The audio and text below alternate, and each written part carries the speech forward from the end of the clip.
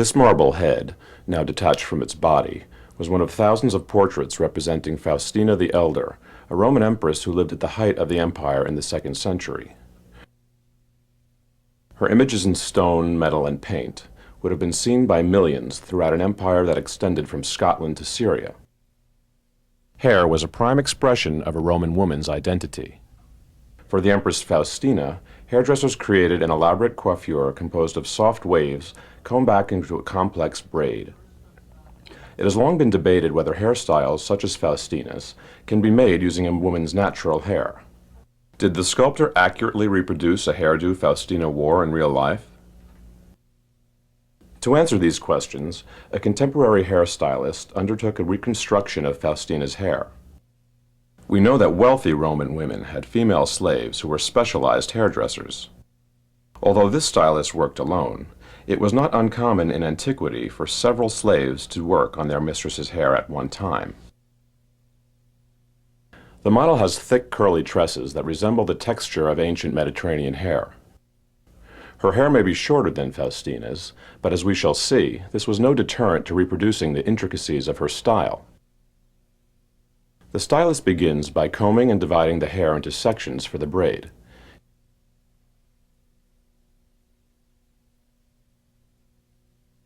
He will make 6 braids in all, 3 on each side of the head.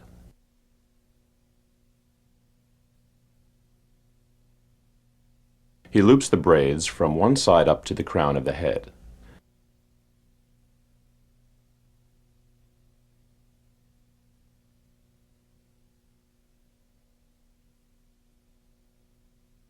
He then anchors them with pins.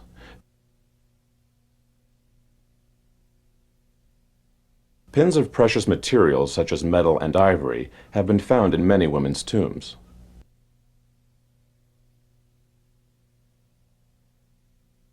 The stylist repeats the process on the other side, this time carrying the braids over the others.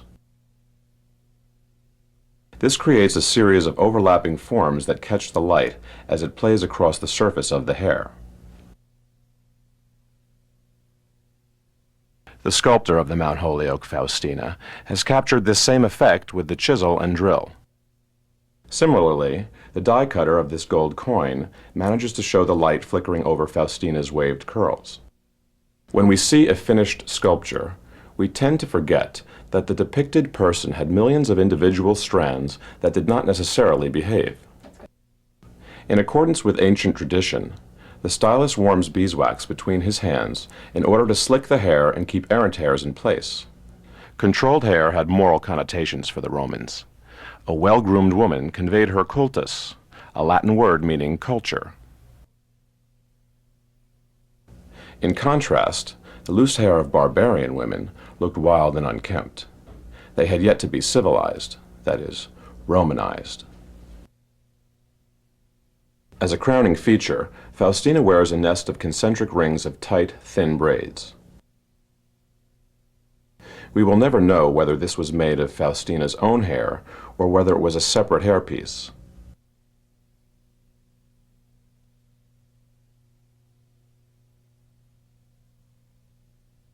The stylist said it would be possible to make Faustina's entire coiffure without attachments if the sitter's own hair were long enough.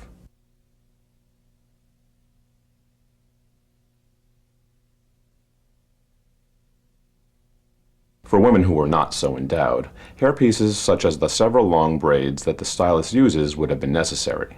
Indeed, an expensive hairpiece of imported locks could have a certain cachet.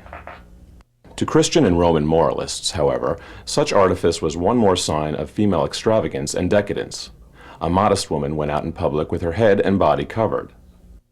That Faustina, Rome's first lady, chose to wear a hairstyle requiring such obvious expense and effort suggests that it must have had a positive meaning for most of Roman society.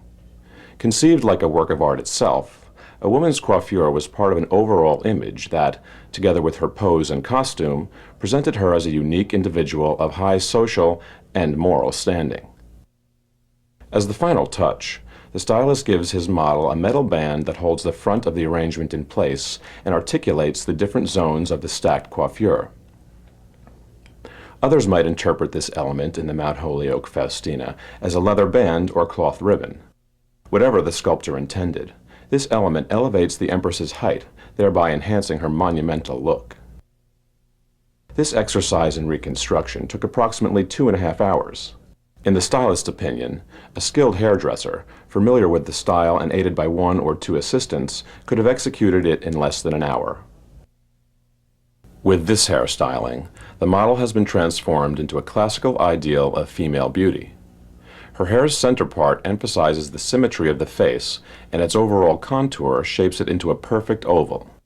This image is a fitting expression of the perfect goddess that Faustina became after her death, and also of the self-image of the Roman Empire at its height during the golden age of the 2nd century.